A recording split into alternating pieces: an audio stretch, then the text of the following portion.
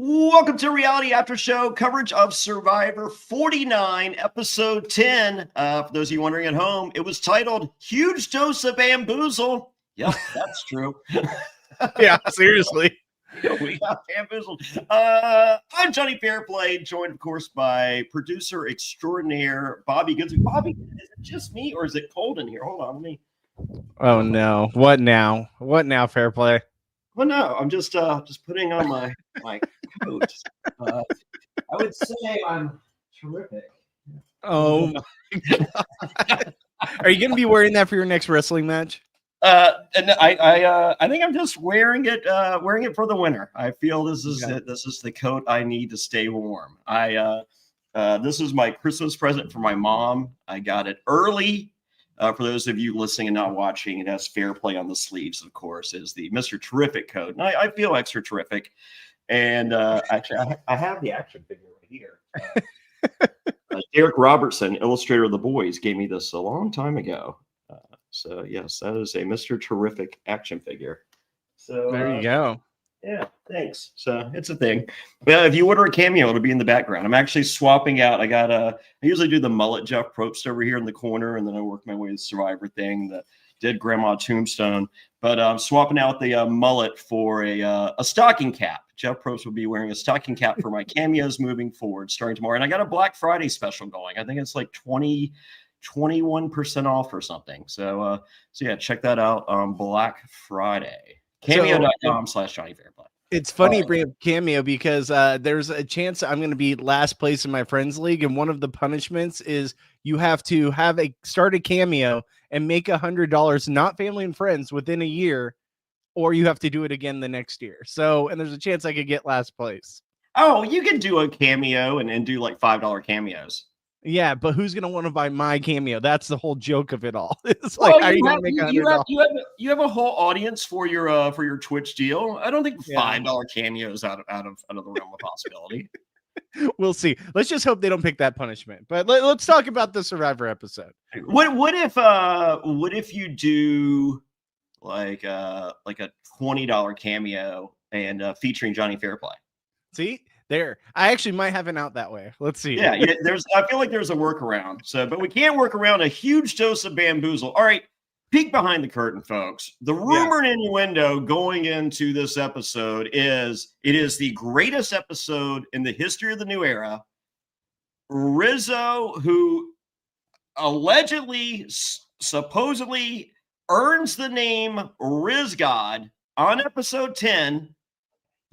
And I'm like, okay, I'm here for it. I'm sitting down.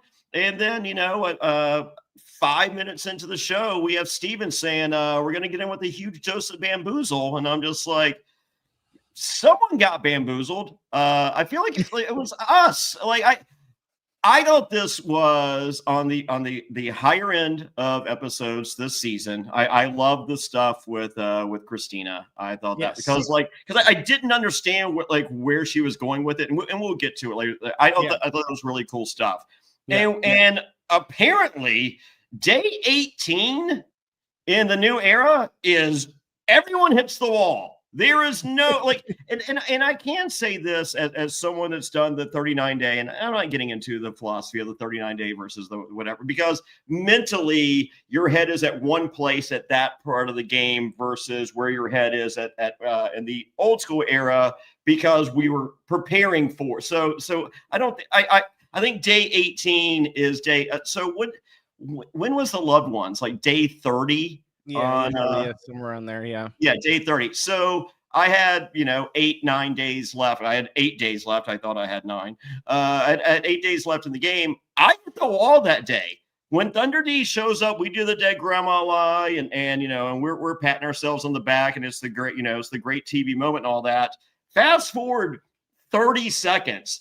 I am literally bawling my eyes out to Thunder D. I'm just like, I just want a Whopper with cheese and no onion, and I don't even care if it's got onion on it, and I want a Dr. Pepper. And he was just like, dude, like what? I'm like, you don't understand. This shit is crazy. And he was like, dude, and like so, and I have Thunder D for 24 hours. He was just like, can I leave? He's literally asking if he can leave. He's just like, I don't want to fucking hang out with Jonny Fairplay crying. This sounds like the worst day of my life. Like, I thought I won something. This is fucking punishment. Well, it's funny too, is now you would do it all over again. Like, it's so crazy that these people like we saw Rizzo tonight bawling his eyes out. He was just having a moment and he was just like, taking in and the fact that he's so hungry, he's so tired, all this stuff. We know he immediately signs up for it again, not 30 days later. Like it's once you're out there, it hits you, but once you're done, you do anything to go back. Well, I mean, the thing with me was, actually, that wasn't me. So, for me, it was day 30, and then 8 days later, the game's over. I'm just like, oh, yeah, I did it, whatever. But they called me, and they're just like, hey, how you feeling, Fairplay? And I'm just like, I'm in a, God, I don't know, probably now with inflation. I was in like a $15 million mansion on Smith Mountain Lake.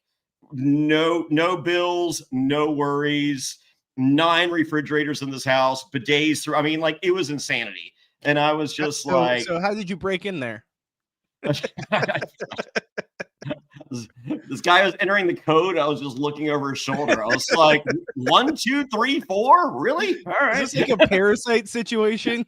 Have you seen the movie Parasite? No, I haven't seen Parasite. Okay. So, but anyway, but they were like, I'm just like, dude, I'm licking my wounds. I'm good. And I didn't know that they were gauging me to see if I had any interest in All-Stars, because I didn't know that returning players was a thing. Because it never had been. Yeah. Yeah. So I didn't, so they're like, how you doing? I'm like, I'm licking my wounds.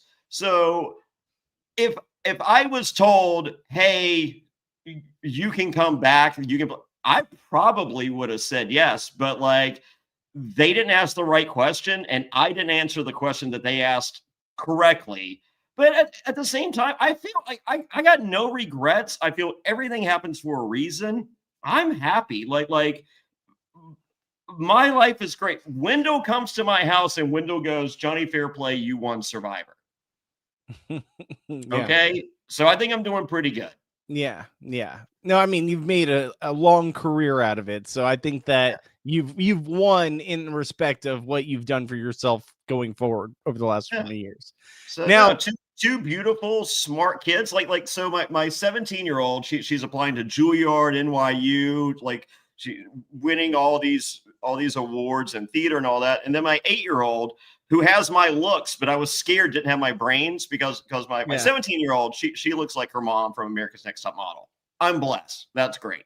Yeah. So, but she got my brains. I'm like, oh, perfect. This is a winning combination. We're going places. We're good. So my 8-year-old, she looks like me, and I'm just like, but is she as smart as me? Like, did she get her mom's brains? I'm not saying her mom's not smart. I'm just saying I'm pretty much a genius, Bobby. All right. Sure. Well, she did her test. Who's to say? She did her test. She's 8 years old. She did her test. They just got in reading and math, top in 3rd grade. Nice. She's got my brains and my looks. Oh my God. Sky's the limit, Bobby. Blessed. And smoke show fiance. Life's good. Yeah, life's good. Life's treating you well. You can't complain, right? Yeah. So, but I do I wish I'd been on All-Stars? Yes, but like, am I sitting here going, man, this is bull? Like, no. I mean, as I said, everything happens for a reason. I'm okay. Yeah. Rizzo did his days. They called who's going to turn down season 50? Okay, let's just pretend that my first season was season 49, and 30 days later, and I'm crying on day 18. I'm not going to say I'm not crying. I'm definitely crying on day 18. Okay, they call me 30 days later. They're like, "Hey, do you want to be on 50?" Fuck yes. The answer is yes. Yes. Yeah. 1000%. And that's the thing. Like, you see these people at their emotional lows, and like they say every season, at some point, someone has a crash out on the season, right? They just have an emotional outburst. Rupert. Rupert's one of the toughest dudes I've ever met in my entire life. Yeah. Okay. Ever. Yeah. Rupert lost it. I mean, yeah. At night, he couldn't sleep any night. There was this rocky, nights were just punishment. And you'd literally hear him bailing like a wailing like a banshee, not bailing like a banshee. wailing like a banshee, and like literally screaming his wife and daughter's names. I mean, like he was just broken. And so this is before I break, and I can hear him just like, oh, I'm fucked.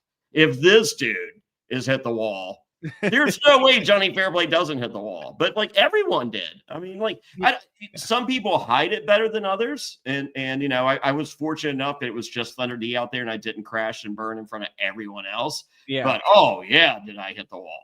Well, and I feel like all these different people handle it differently, right? Some might just go off to the side and want to be by themselves. Some might just be crying in camp. Some might have an emotional outburst at the tribal council or at a challenge. Like everyone reacts differently, but I feel like it does eventually hit you at some point. Like even the strongest people that say they're going to go in there and like, oh, I can't believe we always see these people crying and all this stuff. It might not even come down to crying, but you're going to have a moment where you're just feeling down because of the elements. Yeah. So yeah, no, it happened. So in that aspect, I thought it was a good episode. I like seeing people hit the wall. That's fun for me. So, but we begin. It's night 17. Rizzo calls himself Riz God because he still has an idol, and I'm like, so that's it? You just kept your idol? I'm like, I mean, it's impressive. Like, this is 4 times in a row he should have played his idol and didn't. It is wild. It's wild. Like he's pretty good.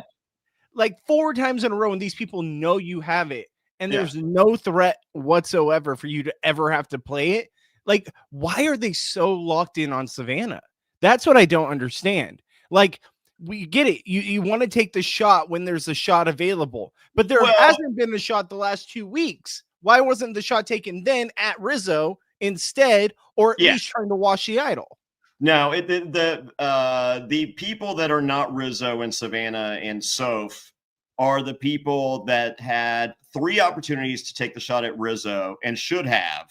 And once you get to 8 and people hitting the wall and people tired of talking to the people that they've been talking to, they're just like, hey, like if someone mentions like Hot Wheels, it's like, ooh, I used to collect Hot Wheels when I was 8. It was like, oh, are you my new best friend? Because I've heard every space story there is from Steven and I'm kind of over it.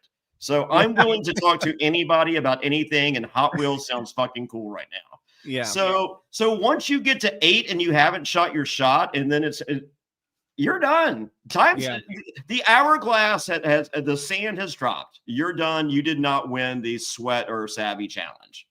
I feel like we've noticed it multiple times with these people where once Savannah wins immunity or some sort of safety, they just immediately are like, all right, we'll just go with whatever. And in this episode, she doesn't win immunity and they're just so deadlocked that that's got to be the move and that nothing else is going to matter. What, like I know I'm jumping. It is the move, but there was too much chatter. There was too much chatter and there was too much. I feel like people just weren't all on the same page, right? Because the fact that if you really did the numbers and looked at the numbers of last week and how the vote played out with Yellow Sophie being on board with this other side, then you've got to know there's a chance that she's going to stay on that side. Yeah. So why would Christina vote Rizzo at any point? Well, I mean, we got a little more Sophie, but I feel like there was a lot more that could have showed us what was happening here. But holy moly, does Jeff hold a grudge if you talk on the Ponderosa, huh? I mean, that's what we hear. That's what we hear. I don't know. Let's just say for argument's sake, it's true. I mean, at the expense of your own show, a lesson's being taught here. Yeah, but at the same time, Johnny, we also heard that tonight was going to be the craziest tribal council of the new era. So I don't know if I can believe anything that this cast says. Yeah, I don't know. And for the record, I'm mad at Sophie. Shut the fuck up during the Ponderosa. Listen, we're going to be nice tonight, Johnny. Remember, we got to be nice. I'm just saying, like, I think it's bullshit that Jeff's penalizing her and at the expense of the show, because I think the show would be better if we got more from Sophie. I think it fills in some gaps. Yes, I think she's been very good. What we have seen of her, I actually do enjoy the fact that she's kind of got a little bit of a villain arc, right? Like someone who, in my opinion alone, sure. And I think that we've gotten a little bit of a villain arc where she felt burned by these people, and now she wants to go against those people. Like, I feel like it is cool to see her go from the bottom, essentially, where everyone's like, it's cool if she goes, to now being the deciding wavering piece. But like, you have to admit that there is a little bit of a villain arc there, no? No. I think if this season was produced correctly and there's no ill will towards Sophie, it's like a Batman movie when his enemies are the Joker, the Penguin, and the Riddler. It's like, whoa, those are like 3 of his ultimate nemesis. Yeah. And instead, I feel like it's Savannah is the Joker. Mm-hmm.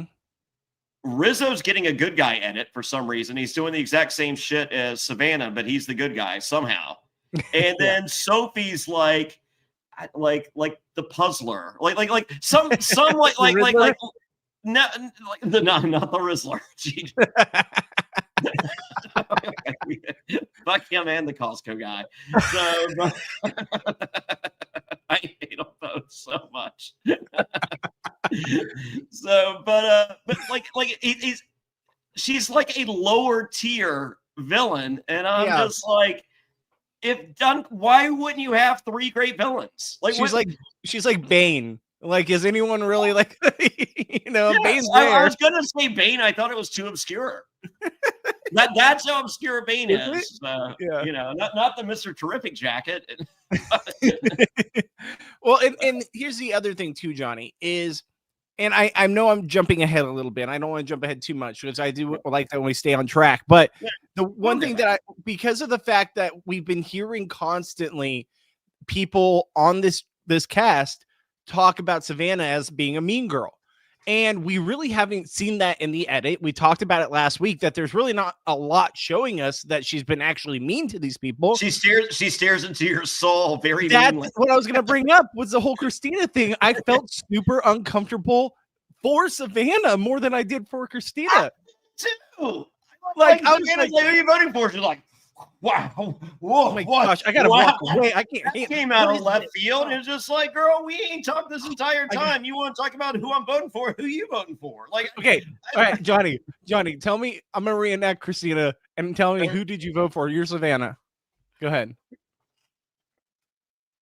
All right. Oh, me? So you tell me who did you vote for? You're Savannah right Savannah. now. Yeah. Okay. So who'd you vote for, or who are you voting for? I can't. No. Why? No, why would you say it like that? What? No. Just who are you voting for? No, like I can't even look at your face. Like Johnny, your face. Like, I need a second.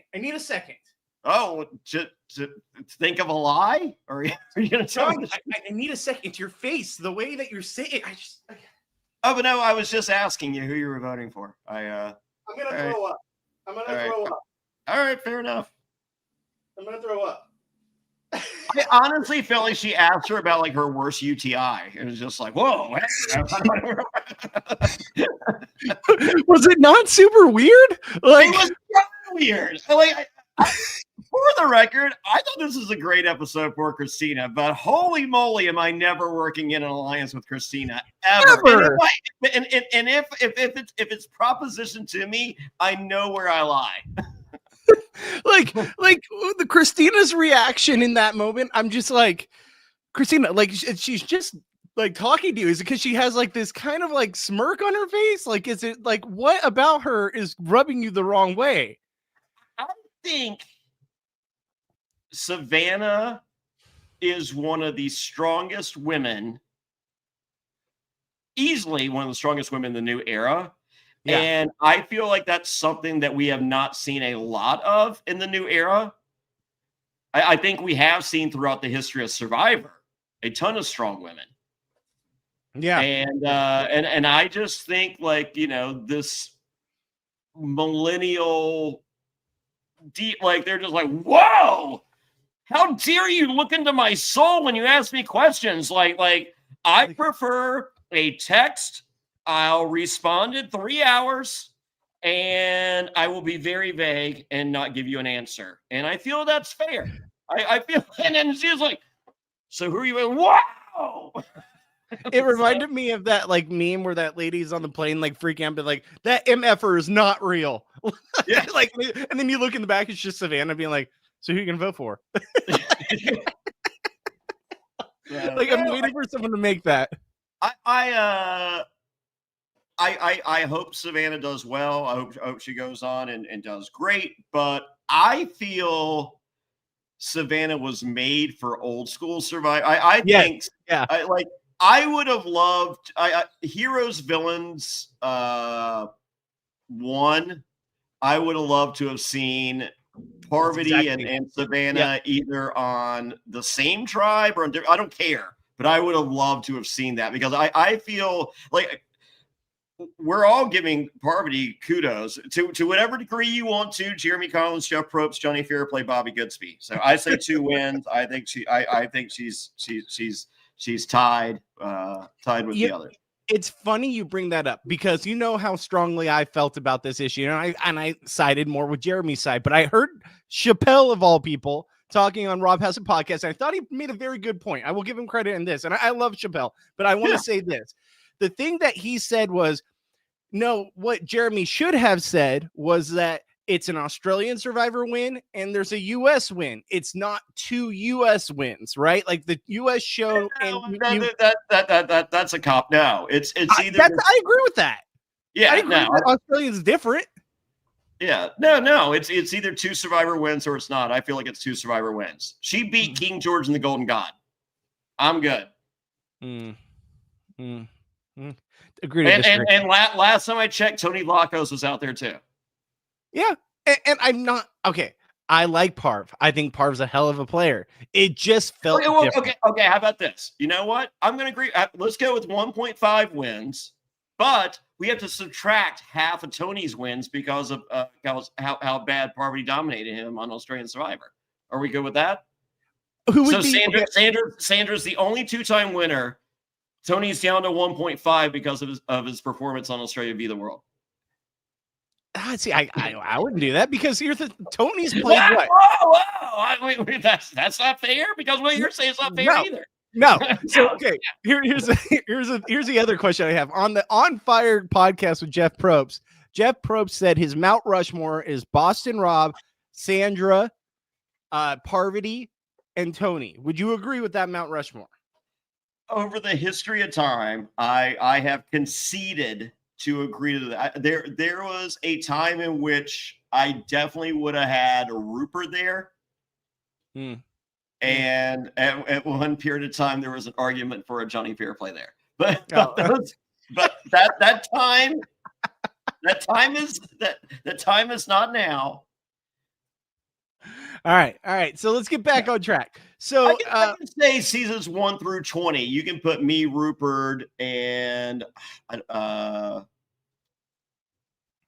don't even know the other 2, but I feel like it's a different, or even 1 through 10, whatever. I feel there's a different Mount Rushmore throughout the eras. I mean, 1 through 10, you can put Rob C on that list too. Yeah, you know, like absolutely. But past that, I don't know. Yeah. Okay, let's go back. 1 through 10, I put Richard Hatch, Rupert. It's either Tina Wesson or Jerry Manthe. I'd go Jerry Manthe, but I'm cool. I love both of them, so it's fine. And I'm going Jonny Fairplay. Seasons 1 through 10. You're not putting Sandra on there? No. Well, I guess she hasn't had her second win at that point. No. I think Sandra will admit her first win was very gifty. Lesser of 2 evils. Dude, I literally took the 2 weakest people that were on that cast to the end, so I know I could win. I'm just like, there's zero challenge I can lose against Sandra and Lil. And if I'm in the final against either, I beat either one. Hey, and so there's our reel right there. Sandra did not make a move to put herself there. However, as long as it's not me strategy, I am not against. So I was for plenty of years. I don't give a fuck anymore. I love it all. Any strategy that you get that gets you further and it works, I will co-sign because it fucking works. It's that simple. Okay. All right. So to get back to the Savannah of it all, I don't agree when people say like that she gives off these mean girl vibes. I think people are just picking up, and I that's another thing you brought up a minute ago. I don't think it's mean girl. I think it's adult. She's the adult in the room. She's the adult, and I honestly, I just think just because her facial expressions might be a little pointed, like it's not like a bad thing, right? Like it's not. I get those looks from my fiance daily. Like she literally looks into my soul, and I'm just like, oh, fuck. All right, well, I guess it's my butt tonight. Yeah. So no, and I hate to also put Savannah in the Parvati category. I think a lot of people have done that, and I don't think that's fair to Parvati, or I don't think it's fair to Savannah too, just because they have similar aesthetic. But I do agree with you that if she was on Heroes and Villains and Parvati wasn't there, and I think she would still work with Russell. Like I do think that there's a correlation there that I feel like Russell's game and her game would mesh very well together. Yeah, and well, actually, it would be an improvement on Russell's game. Well, no, I guess he did work with Parvati because typically, I work with the dumb girls, and it's just like, girl, she's smarter than you, stupid. You're picking up. You've been rubbed off by Carolyn too much. You're like, girl. Well, no, well, there is some of that. All right, fair enough. All right, let's get back to it. Christina's at the bottom with Steven. All signs point to Steven. Bobby, don't even watch the rest of the episode. Steven goes home. Jeez. Sage tells Jawan Christina has an idol. Sage tells everyone she has bad gas, or she tells Jawan to tell everyone she has bad gas and to stay away. And they're talking farts and not game. This is an interesting strategy. So I'm here for the Sage of it all. That's the thing. That's so Sage. Like that's so like her character type that she's like my excuse is gonna be I'm farting over here, so the people don't think we're talking game. When even though people know we've been working together this entire time, we're clearly in an alliance. We're clearly in the middle, trying to go both sides at times. And no, we're not talking game. We're just talking about my farts.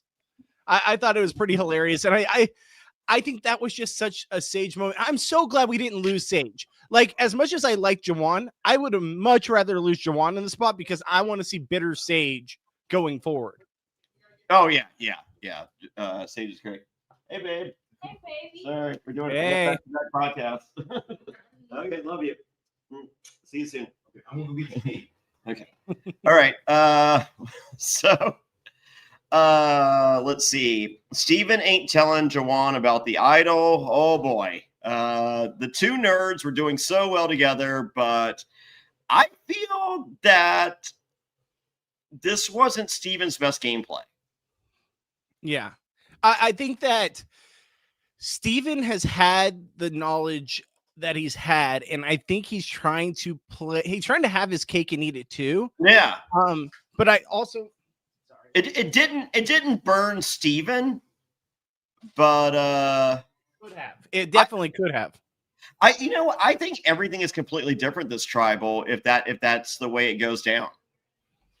I think so too. I think there's a lot more conversations. I think if Steven tells Jawan about the idol, I think we got a knowledge as power play. Yes. I think chaos ensues because Jawan is because there's just so many more, like it's somehow getting out there to more people about Christina. Even though it did, but it did it didn't. Like the conversations weren't being had between Sage and Jawan and Steve, as a collective. These guys. Yeah. These guys on top are this is the board of directors of $1 million company that you do not buy stock in. Yes, absolutely. So that does bring up another point, is the fact that Steven let that information out, even to Sage, could have completely screwed him, right? Because we do see Sage tell Jawan, then Jawan goes and tries to push that narrative that he knows about the idol to to Steven to see if he'll actually admit to it. And the thing is, Steven then doesn't double down on it. He's like, oh, no, I don't think so. He has to know that that information is. Why would all of a sudden Jawan have it in his head that she has the idol? There's been no sign of that. There's been no one telling that or talking about that. Why, of Christina, of all people, would that information come out? He had to have known. Steven had to have known. Jawan got that info from Sage. I don't think Steven's very good at the game. I mean, would you not have instantly been like, oh, see, well, why are you asking that question? That's so random that you would bring up Christina, of all people, to have an idol. Oh, wait, I just told Sage, your number one ally. Well, I think a lot of these. I mean, you had Savannah going fucking with Christina and Jawan, and they're just like beyond oblivious. It's just like, wow, it's wild. It's wild to me. It's as I said. I think Savannah is trapped in an old school body. I think she was made for old school Survivor. And for those of you wondering, what happens when?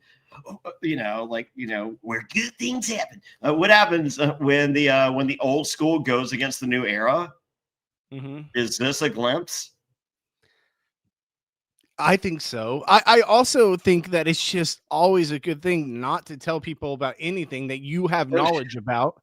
I mean, we have multiple times this season and in basically the new era as a whole, where people reveal the information that they have. If you have this important information, you don't know when you're going to be on the outs, so keep that information to yourself.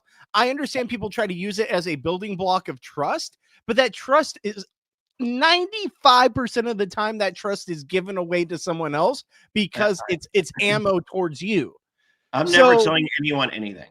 Like the only person this whole season that I can absolutely respect for not saying a damn thing, and now I will get to her because I'm very annoyed with her right now. My win equity on her is completely out the door. But no. I will say at least Soph has not told anyone. And I love Soph. So, yeah, I love Soph too. I think she lost the game tonight. I'll be honest with you. I really think she lost the game tonight. All right, we'll see. We'll get there. All right, well, Christina's taking the game personally. I don't have a problem with that, or do I? I'm sitting there, like I'm watching 2003 Jonny Fairplay. I'm just like, yeah, I don't take the fucking game. Like, fuck all these people. And then, fast forward to House of Villains. I'm just like, do I take the game personally? You do take the game personally. Let's be real. Okay, fair enough. But how could you not, though? Like, honestly, how could you not when you're in a game for high stakes game for this kind of money? Here's the difference with Jonny Fairplay 2003 and Jonny Fairplay House of Villains. I'm a huge proponent in I will fuck over anybody for $1 million or $250,000 if I don't know them and they're not my friend, because I don't care. They're not my friend. So, but when you become my friend, then I have a problem screwing you over, because it's like, oh, you're my friend. Like I'm a scumbag, but like I screw over people I don't know or not my friends. Is it much harder playing in an all-star season because of that? For me, that's why Lex and I have both admitted that Boston Rob is a better player than either one of us, because he can separate the two and we can't. So, like, if you're our friend, you're our friend. Because here's the deal: like, if you, me, Wayne, Gabe, we were all playing a game and it was for a lot of money, I would look at it as, hey, this is me and all my friends. We got privileged enough to play against each other in this game. I want to be better than you. So I'm going to do whatever it takes to be better than you and beat you in this game, because we're friends and we can understand that, like, we'll be happy for one of us to win this. Like, if we screw each other over, we screw each other over, but let's have fun, make good TV, and have a chance of changing one of our lives. Not all of us are going to win. Yeah, but I mean, done correctly, we could give ourselves a 1 in 4 chance of winning. And I would rather, that's the game I would play. Well, don't get me wrong, 100%. Like, yes, work with each other. But like at the end of the day, I wouldn't hold it personal if you or I would hold it personal. Yeah. No, because I know you take me out and you'd buy me something very nice with that money if you won. No, you're not allowed to conspire money, and I feel like you're not allowed to conspire money at all. Whoa, hey, okay, brother. All right, well, Christina is down to play her idol for Steven, and with a huge dose of bamboozle and only 2 votes, they're going to get rid of Savannah. I'm like, ooh, the math isn't mathing, but we'll get there. So Jeff says, bring in the boat. Who doesn't love when they bring in the boat? And it's day 18. Steven has hit the wall. Christina has definitely hit the wall. Yeah. And as Jeff is talking, it sounds like Charlie Brown, which is very appropriate for the Charlie Brown Christmas and Charlie Brown Thanksgiving. Yeah. No, Yeah. and I feel for these people though. I do. I understand that they're hitting a wall and it makes sense, but at the same time, like I couldn't imagine, because I've never played. Like, right, you've played much more days and longer than a lot of other people have, and I couldn't imagine even getting to day 38, like day 39. Like it's just, and even on Survivor New Era, getting to day 18 it is today. Like I couldn't imagine. I'm sure it's very hard, and I couldn't. With the lack of food, do you think that the lack of food is such a big deal? Like, yeah. Hold on. I missed a call. I gotta say hello. I'd be remiss if I didn't. Who is it? Hey, I'm just doing a podcast. Jake, I'm sure you're allowed to be on here according to CBS standards. But I'm not on the podcast, buddy. I just called to say hello to you. Oh, great! There we go. Say hi to me, and I will pass it on to every. So, Jake, is there a snake in your car, Jake? Are you okay? You know what, buddy? Right now, I'm okay. I am going to a veterinary clinic right now. I'm going to pick up a few snakes just to bring home with me tonight. So, yeah, we're good. We're good to go. All right, there we go. Sounds like another kid for Jake. There we go. Podcast, buddy. I'm sorry. All right, I'll hit you up. See you, Jake. See you, Johnny. Shout out to Jake. He's gonna pick up some snakes. How weird is that? That's so weird. Like, yeah. Once you've been bit by one, you just love them all. I feel like you can build some like an anti-venom. Do you not feel like you have superpowers if you've been bitten by one of the most poisonous snakes in the world and didn't die? I don't think it's one of the most poisonous snakes in the world. Let's be honest there. They say it's like the number 2 or something, like most deadly. It's not the number 2. There's no. I want to look this up. I've never seen it. Yeah, no, there's no way. Let me look this up. Okay, you keep going. I'm gonna look this up. Jake just wrote hilarious. It's like, all right. So, well. Was it weird that Christina's having this breakdown with Jeff and they do the Charlie Brown voice edit, and I'm just like, what is happening? I'm confused. And then Christina says, I just need my mom right now. It's not fair. And I'm just like, okay.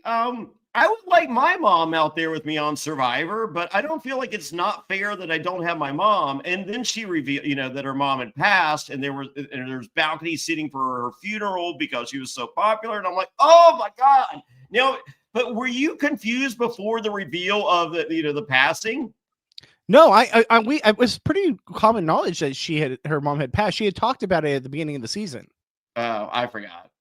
Yeah, she had talked about it. Or maybe I don't do a podcast or anything. I don't remember such things. No, I completely forgot. And I was just like, I want my mom there too. And I'm like, oh no, her mom passed. I'm just like, oh my God, this is so emotional. So yeah, I think for me, even though there was some confusion, I feel like it hit a little better and harder because I was like, oh my God, her mom's passed. She wants her mom. This is fucking real shit. That was real. That was real. Yeah. That was passion. That was just heartbreak, man. And honestly, I want to give kudos to Jeff Probst.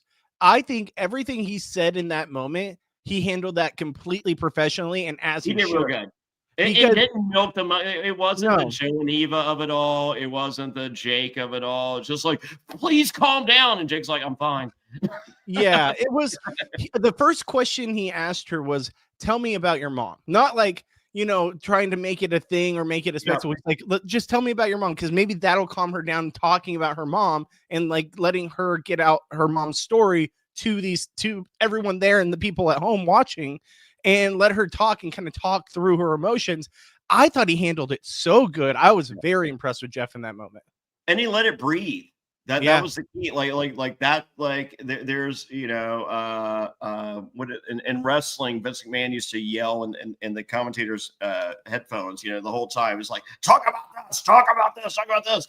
And then I can't remember the term. It was like something out, like a sound out or so. Anyway, there was a thing, shut up and let the moment be the moment. And when he said that, and Vince was really good at seeing those moments. It was just like, no words that you're using to describe the action are better than the action. Yeah. Yeah. And like layout is the term. There we go. Layout. Yeah, exactly. And like, he didn't like say, okay, well, like, how is the competition going to relate to how you're feeling right now? Yeah, like, it wasn't anything like that. Like, which I would have thought was cheesy and would have been just for gimmick for the show. Yeah, I like that he was like, what would your mom say to you in this moment of you feeling like this? Like, and then it's her moment. I thought it was beautiful. I thought it was a really cool deal. I think it was done really well, and I kudos to everyone involved across the board. So no, I thought that was a really, really cool deal. I thought it was up there with the Joe and Eva moment. I really do, because I do think the Joe and Eva moment was special because of what was going on and her reaction in that moment. I thought this was just as powerful. I love the Joe and Eva moment, and I think there's some moments of the Joe and Eva moment that are better than this moment. But then I find a couple of moments in the Joe and Eva moment that I think are not good. At I feel as a little too Jeff. Yeah. And no fault to Jeff, because if I'm Jeff, I'm probably doing the same thing, fucking up the moment, which I feel like he did this much, just this much. And I, he's the host. We're on season 48 at that point. It's like, hey, I got to get my shit in, brother. So like, I get all that, but I feel like this moment just hit right. It hit right. It was really, really well edited. I think that I was glad that she was able to capitalize on that moment. And then we get the great moment of the challenge of her completely coming from behind, where I thought she was definitely doomed to fall. Then she saved herself. Like, that was very impressive. We got the Sari call back. That was nice. Yeah. Well, it was like Sari on the beam. Okay, can I say this about the Sari on the beam? And don't come for me. I love Sari. Okay? Yeah. It was a bit much, was it not? I mean, I don't know. Because if I say it was a bit much, then does Sari have Hennessy and a blunt waiting for me the next time I see her? Probably not. So no, I feel it was perfect. I love Sari. I'm not saying anything bad about Sari. I thought I love Sari, Hennessy, and blunts. But it was just a little drawn out, I will say. It was a little drawn out. I think it was a good thing. All right, so, but for the record, Bobby, the experience is the real prize. Is it? No, the $1 million is the real prize. The $1 million is the real. So, but I will say this: there was a probably 10-year span in which I would have told you that the experience was the real prize. Bullshit. No, I would say 10 solid years. I would say Rupert or not Rupert, Burton being my friend was worth $1 million. Why? I don't know. He's a good friend. Well, I'm not okay. I get friendship and all that. I understand that, but like at the end of the day, you signed up on this show to be a millionaire. At the end of the day, I got my $1 million. It's fine. Yeah, you got $1 million one way or the other. Yeah, we're good. We're good. I mean, I kind of saw where the cards were going to land. I'm like, I think this is going to work out. So, but there was a good 10-year run. After that $1 million that I've spent, I'm just like, ooh, I could use that other $1 million that I so if I had $2 million right now, I'd be a lot happier than $1 million. So that's where I'm at. Yeah. So no, I take back that first 10 years of ignorance. I take back. I would rather have $2 million and call it a day. I wouldn't be doing the podcast, Bobby. I promise you that. No, we would still be doing the podcast. We'd just be a little bit richer. Well, we would be in a different location. And there would be more than a Metallica pinball machine behind me. So. And these palm trees would be real. Yes, they would very much be real. So, all right. Well, it is a reward challenge. It is a reward challenge. 2 teams of 4. You have to get buoys by doing stuff and then swing those tetherball style into 3 targets, and the winner gets to go to the sanctuary where good things happen. Good things happen. I'm so happy that he had Christina say it, because I don't think I could have taken Jeff going, where good things. It's so much. Yeah. What would have been like the best thing for them to have at the sanctuary? Like you have a Chlamydia. burger, you have a drink, huh? Chlamydia. Besides chlamydia, I think I think if my tribe had lost, they're like, "What do you want on?" I was like, "Chlamydia, please." I would like them all to get chlamydia as their. what do you think Teeny would have really liked at the sanctuary? Oh, probably Watertown whiskey if I had to guess.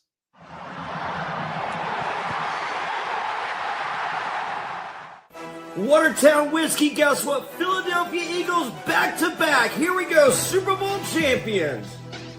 You see, Daniels, it is the Commanders' year. Woo! Super Bowl bound Watertown Whiskey. It's back to back. The Chiefs are going back and they're winning this time. Watertown Whiskey. Y'all boys heading on down to 8 Mile. Lions got this. Watertown Whiskey. It's the AFC's year, but it's the Chargers. There's only one thing I gotta say. Watertown Whiskey. Jets, Jets, Jets, Jets.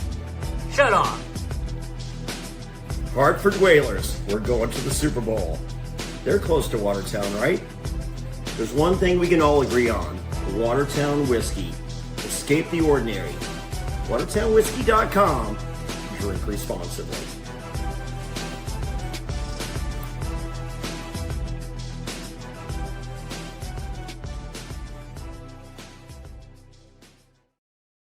WatertownWhiskey.com. Go check them out. Tell them Jonny Fairplay sent you. Drink responsibly, everybody. But Jonny, wouldn't Watertown Whiskey go great with the sanctuary? I think it would. Oh, they would. I think that's what everyone would like there. Is where good things happen. You know what? I want to go back on Survivor. I want to make it to day 18. Yeah. I want to play in this reward, and I want to go, and I want Jeff to go. If you win this, you're going to the sanctuary, and I want to raise my hand. And he's like, and he's gonna go. Yes, fair play. I go, where good things happen. Can I be honest with you though? The challenge that they always do at sea, this challenge that we saw for the reward, yeah, it's always the one I probably most yada through. Like, all right, I don't know. Favorite.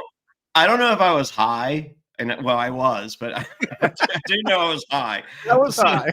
Okay, I was high. All right, so when they jump off and they do the balance beam and they get to the thing, and then the next people go, I thought it was another section of balance beams and all that. That's what I thought too. Like, and then I was just like, oh, it's just still the first section, and then I was just like, oh, okay, because I was just like, wow. They built a lot of shit for no reason. They could have just reused the first section. It looks exactly like the first section, and it was the first section. The first section. They did not rebuild it. And I'm just like, am I crazy? What would you, when you jump off the platform, what would your response be? Some people dive, some people cannonball like Rizzo tonight. What would you do? I'm not holding my nose. I make fun of people that hold their nose. Rizzo held his nose. I think that's crazy that people dive off that. And I know people say like that's the way to do it, but that's such a high dive, right? I would do I do a move. I do like a watermelon. Uh-huh. So that's kind of my go-to move off the diving board. So I'm pretty sure I would watermelon into the water. I think it'd be a good visual, and I feel comfortable doing it. I'm running and trying not to belly flop as hard as possible. Well, see, I feel like I would not belly flop on a watermelon. Like I've got the watermelon down pretty good that I feel comfortable doing it. Also, I'm trying to get as much distance so I don't have to waste energy swimming, because I'm a big boy. Like I can swim, but I'm not like the best swimmer in the world. Yeah. Well, see, I jump out pretty far with my watermelon. So I think I accomplished all the things I need to from a dive and not belly flop. I feel like that's my move. But I am not a fan of it. Like I'll allow it for some of the ladies. And yes, that's sexist. And I'm not trying to be sexist, but just like it's very not tough when a dude just like. If I ever get on Survivor, I'm doing that now. I know. That's your move, and you're Just be like Fairplay. You start with the 2 fingers and then the 1. I like it. You know what? I co-sign that. I'm all about it. So no, it just, I don't know. I'm old. I'm old and stupid. So so at the sanctuary is hamburger, hot dogs, all the fixins, chocolate cake, and more. Christina with unbelievable effort, or as Deadpool would say, maximum effort, or as Timu Deadpool would say, Steven, nothing. He doesn't get a lot of airtime. Too soon? I don't know. All right. Well, Sage pulls it out for the bad guys. Sophie is a beast, I think, is our big takeaway from watching this challenge, if you were paying attention. And then we're back on Loser Island. Rizzo breaks down. Day 18 sucks. Jawan catches a Rupert-sized fish. So for all of you that watch Pearl Islands, you're like, oh my God, Rupert was the great provider. He was so good. Rupert literally would bring back like 15 fish that size. Those were the fish that Rupert brought back. Burton would go out, 15 of them. Burton would go out for 10 minutes and bring back stingray and like 10-pound fish. Rupert would be gone for 8 hours with the spear so no one else could use it. Only talk to production because he had 0 social skills and come back with 15 aquarium-sized fish. But don't lose the spear. Like, don't lose the spearhead on it because he'll lose his mind. I literally have African cichlids in the other room bigger than the fish that he brought back. I do want to go back a little bit real quick.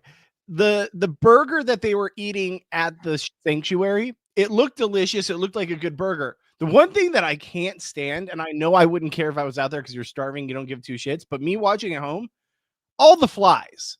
Like, they really just can't cover them up for these people until they get there. Imagine all the flies on this food before you got there. They cover them up until everyone is in place plate. Like that's how quick the flies.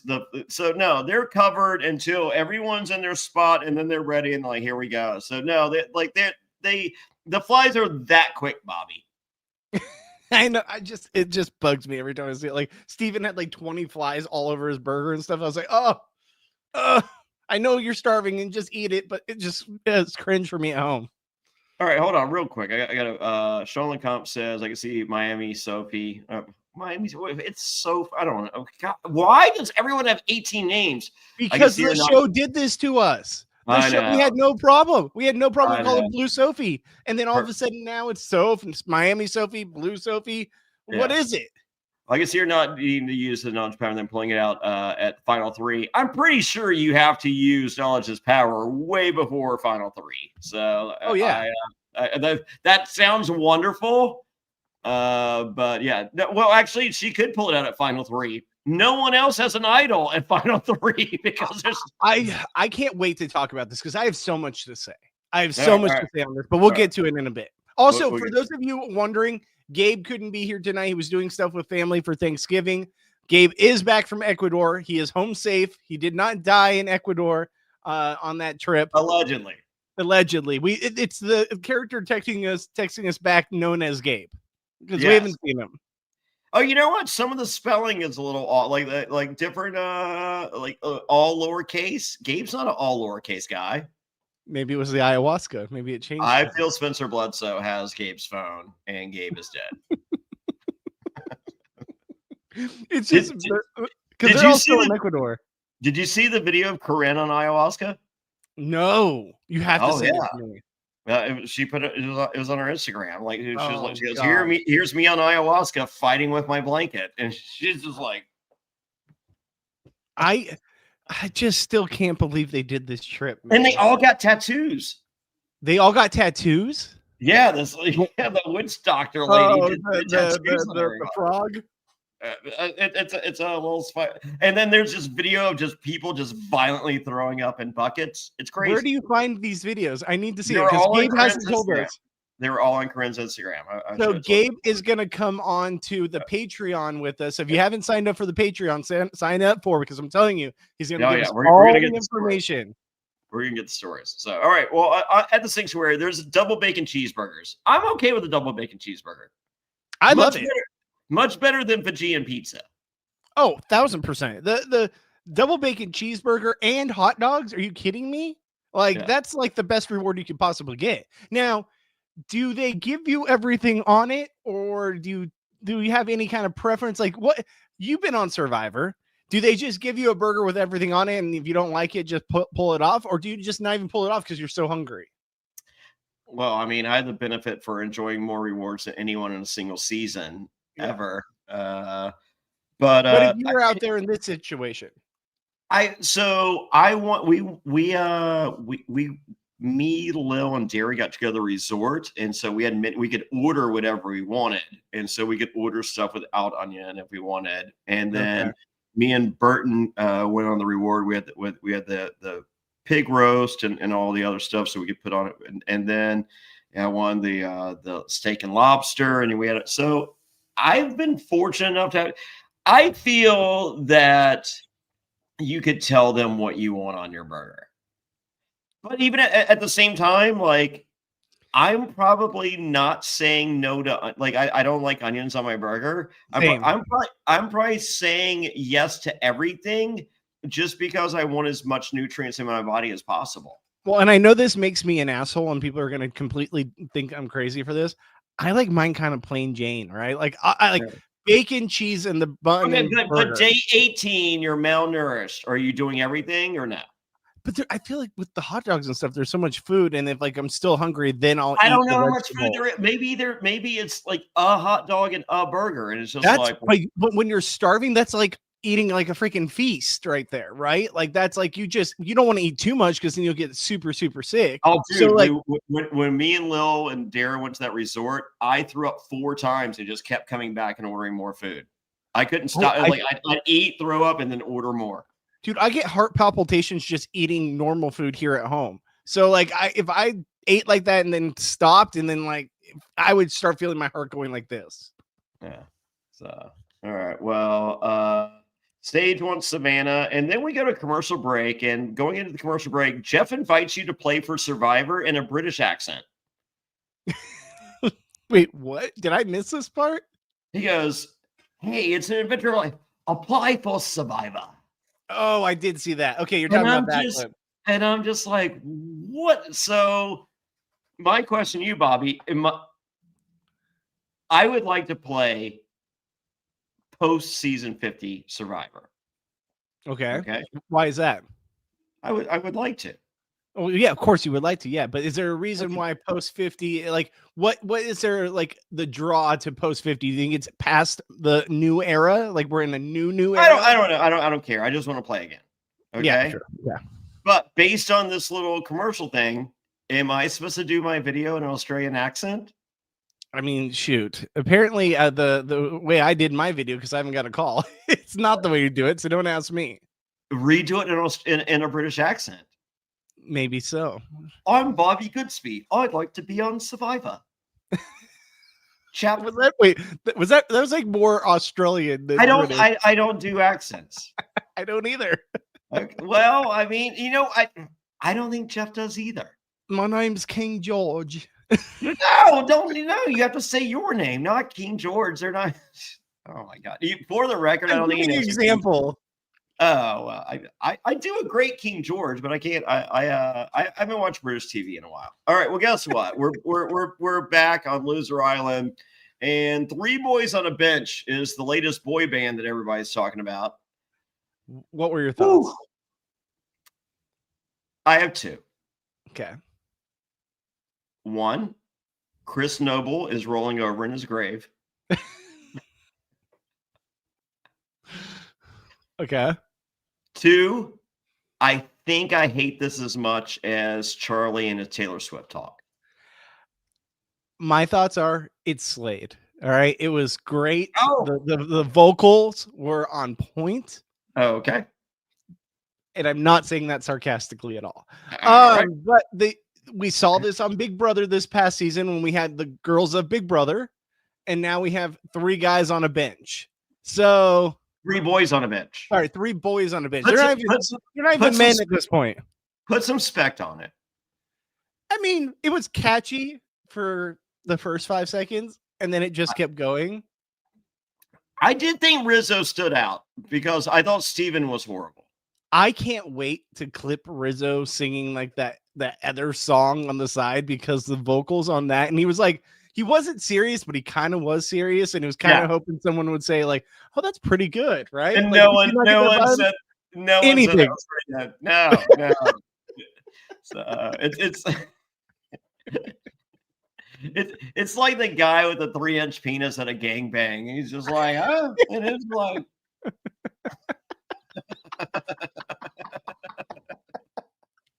Pretty good, right? It's hard. It gets the job done. Does it? I don't think for him. I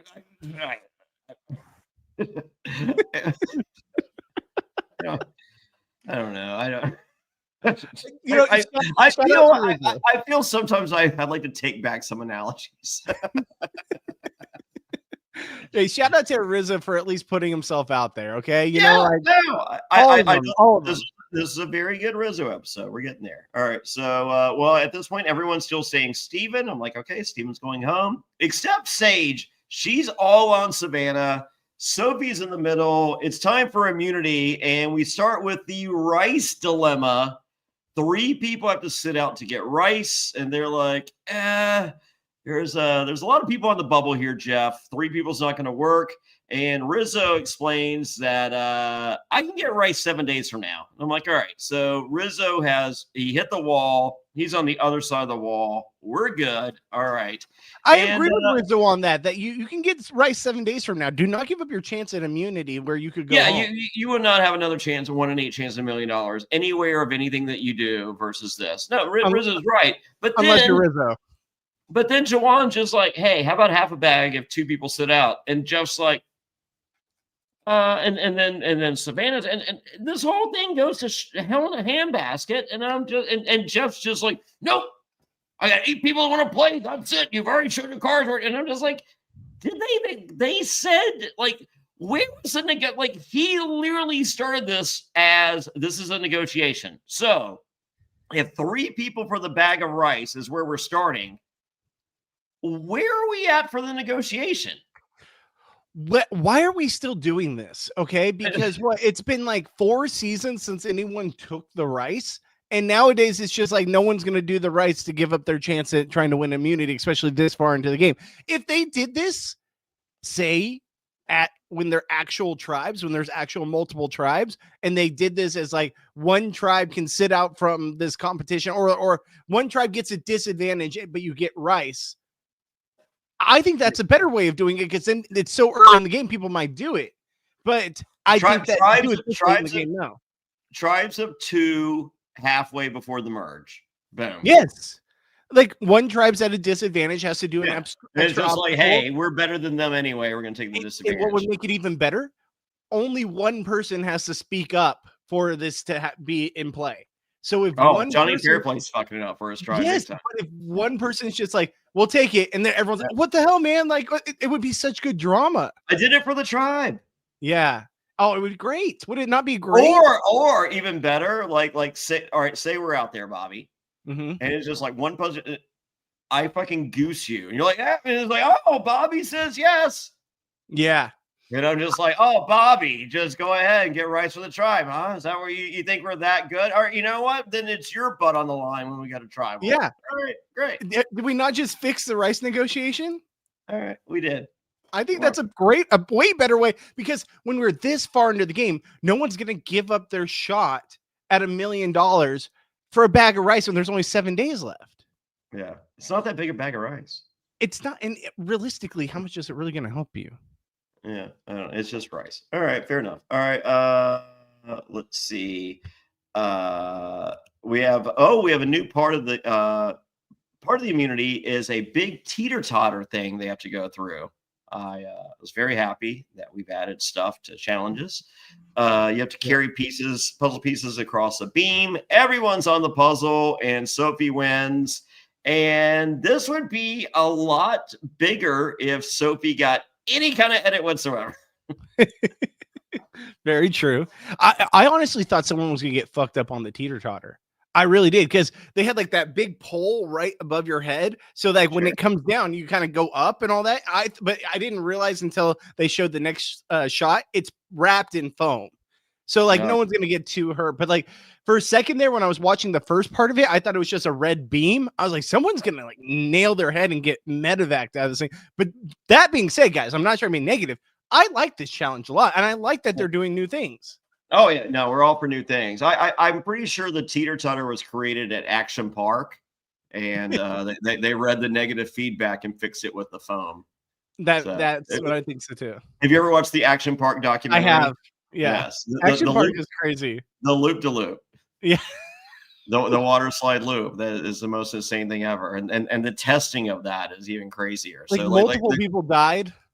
not in the loop. No one died in the loop. However, people did get cut because people's teeth were stuck in the foam. Yes, that's what. But people did die in the park from like other things. Yeah, multiple other things. There was Yeah. the luge people died in. People died in the I think the wave pool, and someone got electrocuted in the motorboat thing. Yeah. Someone drove one of the carts into the highway, but they didn't die. So yeah, it was a lot of There's things. a lot of crazy shit. Yes.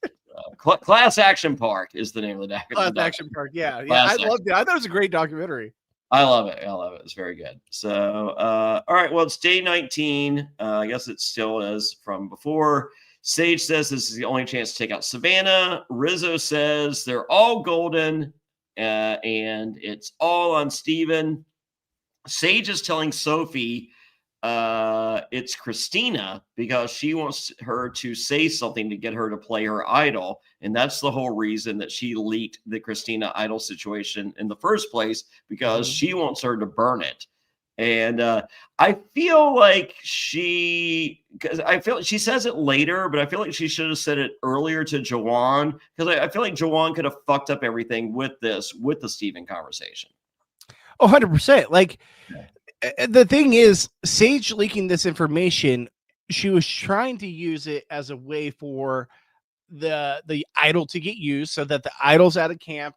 Rizzo possibly uses his idol, that idol's out of camp, and Savannah goes home. She was trying to have three things go exactly right, and in Survivor, it doesn't happen. It always. Oh no, you're right. It never. I knew it was one of. It was either it always or it never. It's never. It can if you're one of the greatest players to ever play the game, but like realistically, you gotta aim for one of those three things to go right, right? Like you do, and it technically did, but not in her favor. Yeah, there we go. All right. Well, Savannah is now fucking with Christina and Jawan. This was great. Those are both fun scenes. I loved it. If Savannah were to run around to each of them, how do you think she would get there? Tell me, because I'm not sure how she would get there. Oh, what shoes would she wear? Oh, the shoes. I mean, shoes is an interesting one. Sorry, let me pull my mouse over. I think these ones right here might be. It's Jonny Fairplay, and I'm a runner. But I'm a little vintage, I'm a little retro. Thanks to my good friends in Osaga, the feet can match the meat. Here we go. It's the Osaga KT26. Oh, wow. Are these the coolest retro running shoes of all time? Look at that. Look at that. Look at those outsoles. Let's get a little closer. Incredible. Incredible. Cushiony insoles. Check out the stitching on the... Oh, my God. I am loving these. The look is so 70s. Leaves are blowing. Jonny Fairplay's running. Woo! Into the wind. Osaga!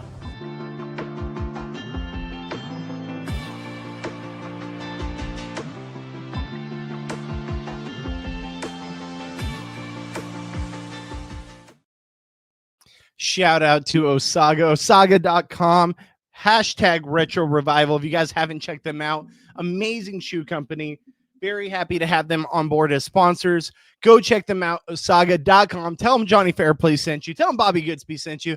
I'm getting my pair in the mail this week. Can't wait to open those up and get a shot of that when they come in. Johnny, what are your thoughts on Osaga? I love them. I love them. They're fun, old school. They're fresh. So yeah, I'll be rocking them at Over the Edge next week. I got a cruiserweight championship fight.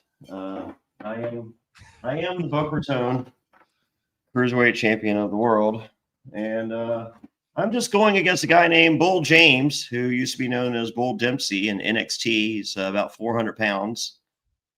I think you got a great shot. I don't like how this has gone. Like I feel that I beat the best of the like. Why, Bob? Like Brutus the Barber Beefcake is the commissioner of Boca Raton Championship Wrestling, and I feel he doesn't like me, and I feel this proves that. Johnny, you're the greatest reality star in the history of television. Why wouldn't he like you? That's, you know what? I have reminded him of that every time I've seen him. I generally start with that and then remind him repeatedly. I don't know. You know what? I was friends with Hulk, and I think him and Hulk had a falling out, and I feel like I'm feeling the residual effects of that. Johnny, you are the Boca Raton cruiserweight champion of the world. I need you to gather it in right now. Be Okay. like, you're gonna beat Bull James. Oh, all right. Well, then I'll probably beat Bull James, but I feel like this one isn't a fair fight. I think you got this. I think you just need maybe 30 seconds in the ring. You'll pull some kind of antic, and I think you'll be able to get through it. I think if I hit this guy with brass knuckles, he's gonna laugh at me. So I really don't know. I feel like if I ran him over with a truck, he would get up. Johnny, you're Jonny Fairplay. I need you to lock in right now. All right, I'm gonna lock in. All right. Well, guess what? So we're watching the show now. It seems like it's gonna be Sage, because that's what Rizzo and Savannah are telling us. Savannah shows Sophie her extra vote to lock her in, because everyone has to show all of their stuff, and they decide, you know what the move is? We're at 8. It can go either way. Let's let Sophie decide. And I feel like that's how we end up on Jawan. We don't see it, which I don't like.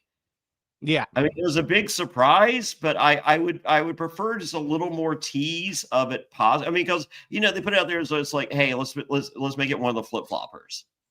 I think it was a great move by Savannah, Rizzo, and Soph. I think Sophie, obviously her main goal was to go after Steven, but once the writing was kind of on the wall and Sophie knew the idol was a thing, and I feel like the others didn't completely agree that the idol was a thing, because Sophie could be giving them misleading information they don't know. Let's go with the safe play in case that is real. And if what you're saying to us, Sophie, it is real, then let's go with the safe thing and go after one of the flip-floppers. We want Sage. We would prefer Sage. Sage is a bigger threat to us. Oh, but you want Jawan. Okay, you know what? Because you're the one helping us out here, and we want to get through this together, us four, you decide. This is your vote. You are in control of the 4 of us moving forward. I'm just like, oh my God, this girl is no longer in control after this one vote. And 100%. It doesn't matter if it's Jawan or Sage.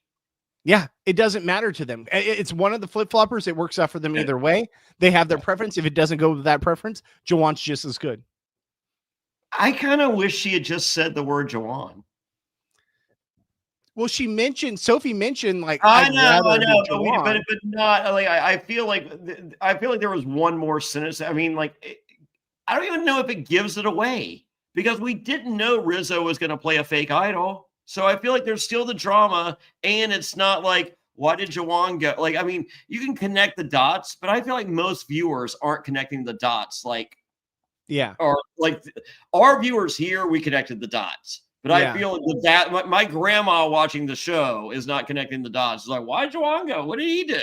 He said Uncle Jeff for fucking 10 episodes. I think that it was enough to mislead us in the fact that it could be Sage, it could be Jawan. It could be Steven. That they wanted to leave the mystery there. This much more, Bobby. This much more. I think we got a little bit of it. But okay, can we talk about the Soph of it all? Okay? Yes, because it's driving you crazy. It's driving me nuts, and I really want to get this off my chest. So Soph in this moment talks about how she knows that she was told that Christina has an idol. She doesn't know for a fact, which I'll give her that credit, that she doesn't know for a fact that the idol is a real thing or not, or maybe they're just trying to mislead her and the others so that they use the idol on the wrong person or what have you. I can understand that. But at some point, you have to take the chance, right? You have to take the knowledge that is given to you and use it. And she says in this episode, I could use it and make a big play by taking Christina's idol, not allowing her to play it on Steven, and we can make a big move or at least get rid of that idol on that side. But there's a chance that I could play it and it wasn't actually in her possession, and I just look like an idiot with egg on my face. So I get all that. My problem is, you have two choices, essentially, right? Rizzo, who you're working with, who you know is probably going to have to play that idol sooner rather than later because it's burning a hole in his pocket. Everyone knows he has it. But I think there was another conversation that we didn't see. She knew that he wasn't going to play his idol, so she wasn't going to steal his idol. So I think the only move right here I think I'm with you for Soph is to take Christina's idol. Yes. I think she's already locked in because she knows 100% Rizzo has an idol. I'm pretty sure she's locked in that she's going to steal it at some point this season. But the problem is, I didn't think she was until I saw the preview for next week, and I'm just like, ooh, is she going to take Rizzo's idol? Yeah, she's going to 100% because that's the only other idol that she knows is out there. She had the opportunity tonight to. Well, no, no. Like, no, there's two options after tonight. It's, does she take Rizzo's idol or does she not take anyone's idol? Why would you not take an idol? You're guaranteeing yourself a free idol. I feel like the move was tonight to take Christina's idol. Yes, 1000%. I think this was a game-winning move tonight to take the chance.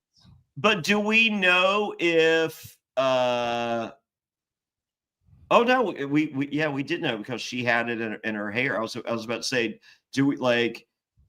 Maybe there was the worry that Christina had already handed the idol to Steven. But they don't know that the knowledge is power is in play. We haven't seen knowledge is power be played in a long time.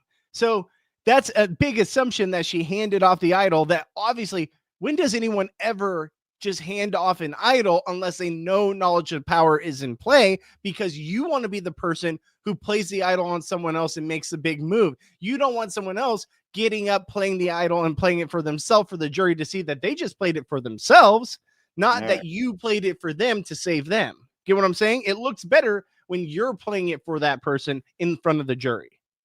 All right. And it was right. Remember when Jesse did that really cool move in the New Era?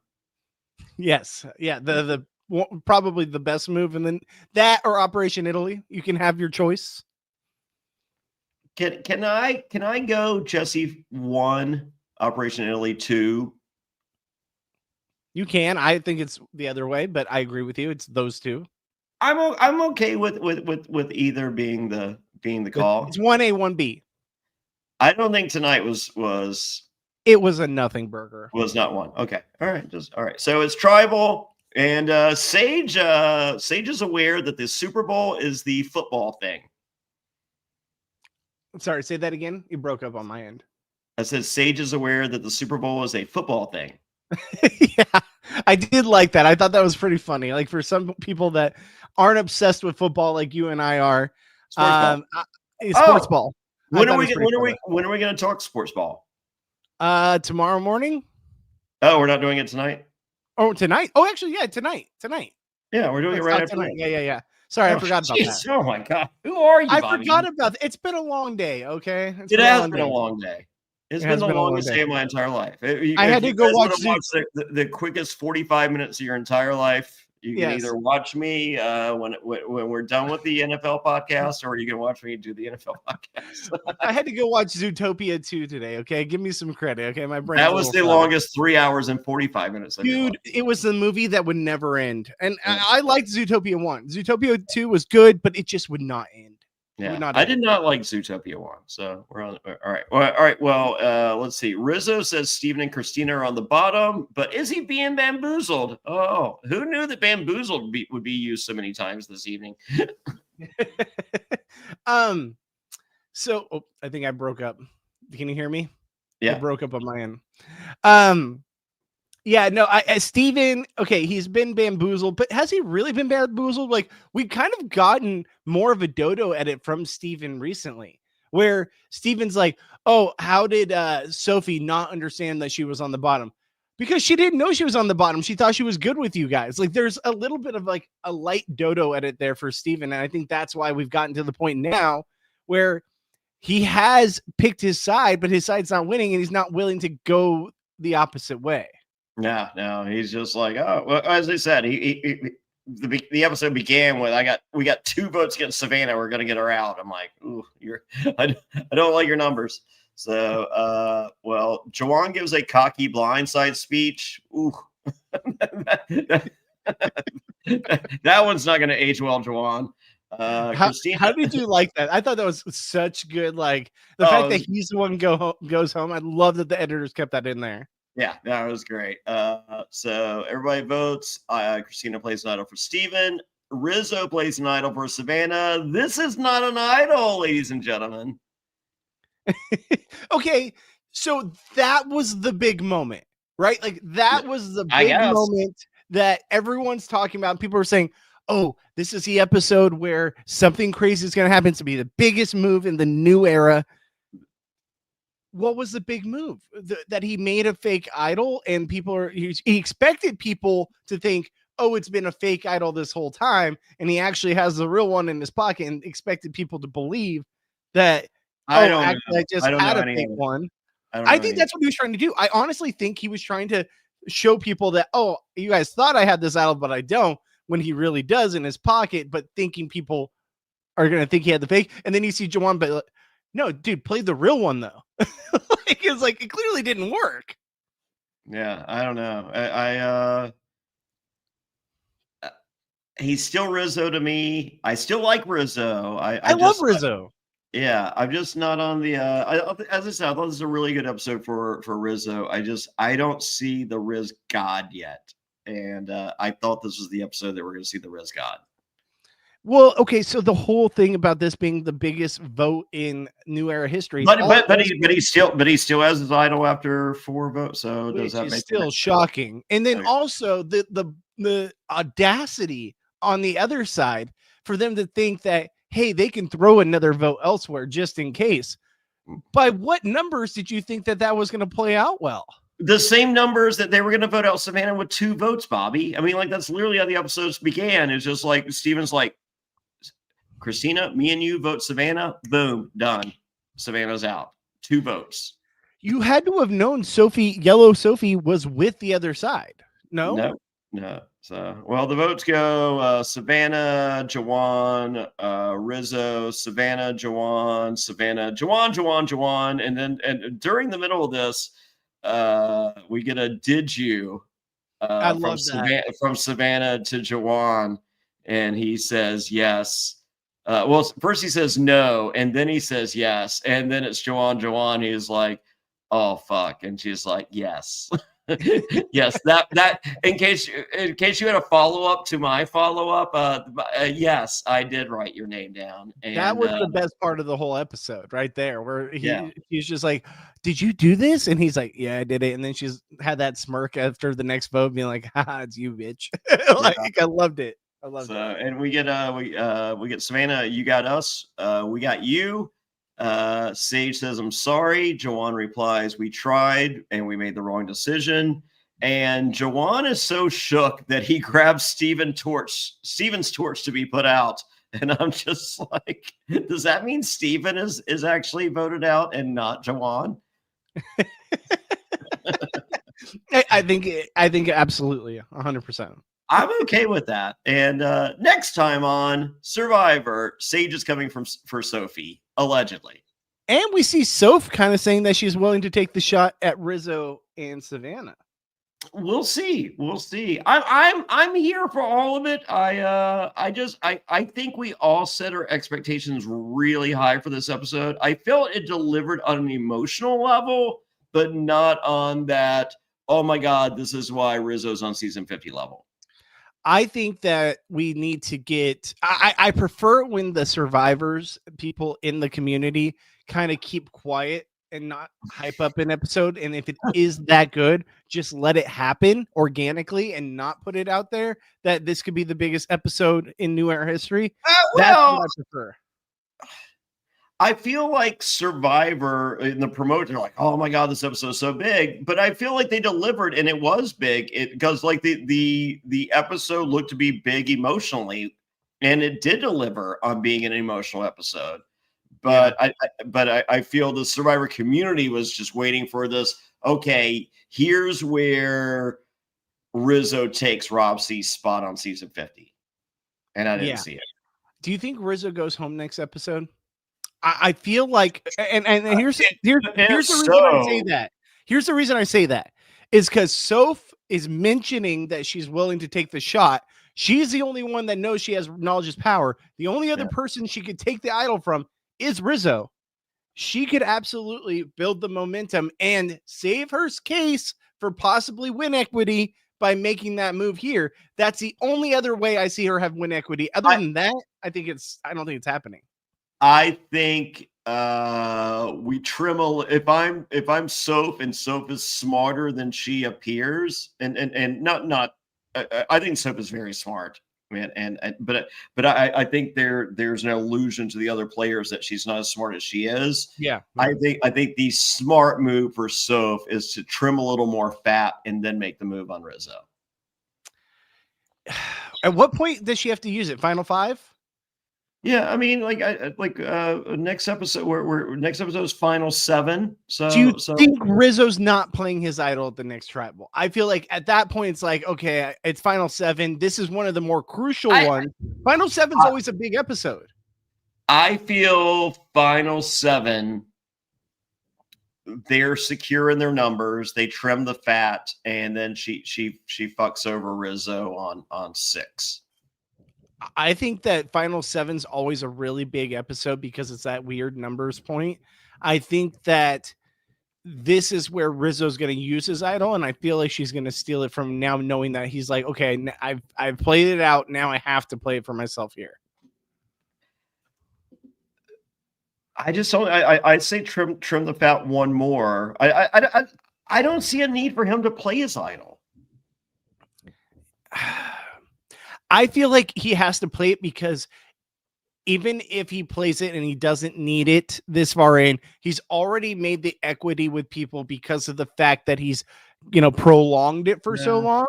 But I think also it's guaranteeing you to 6, where if you look at the numbers, it's what? Sage, Savannah, Rizzo, Sophie, Soph, and Steven, and Christina. So you got Christina. Yeah, so I send home Steven or Christina or Sage next. I do one more, so you really locked in the numbers, and then you're good.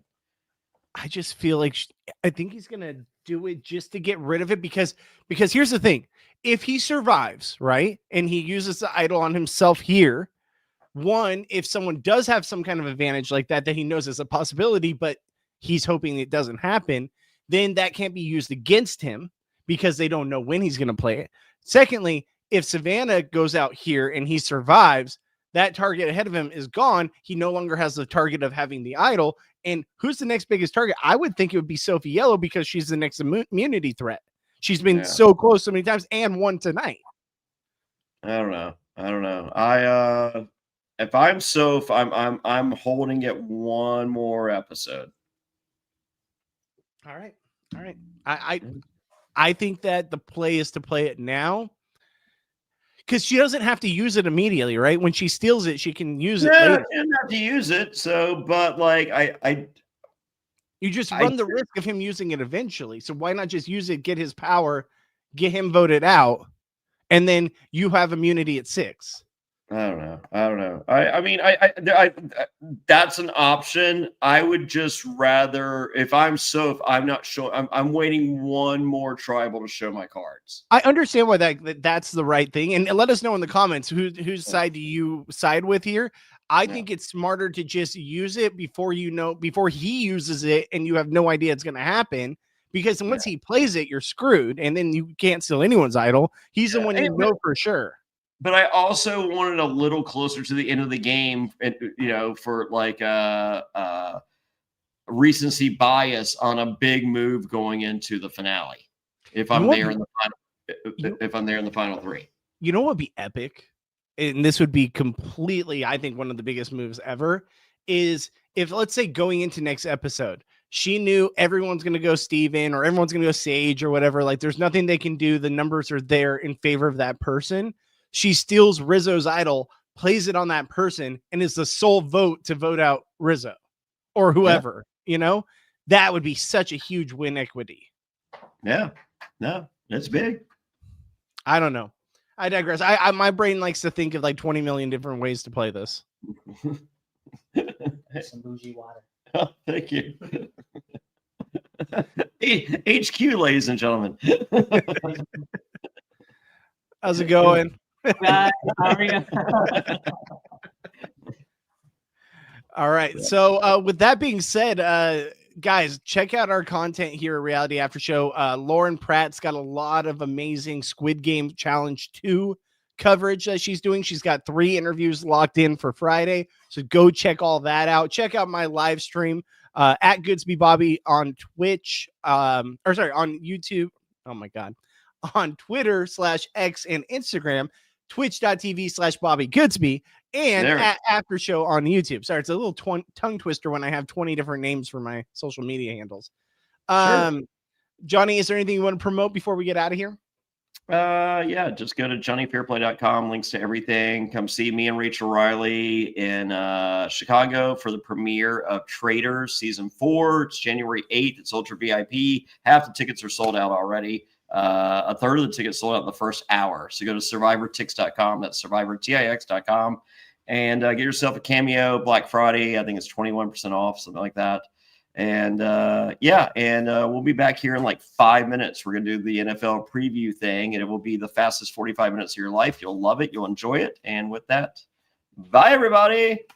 All right, guys. And check out my live stream Mondays and Tuesdays, 12 noon Pacific to 2 p.m. Pacific. We'll see you guys in the next one. Peace.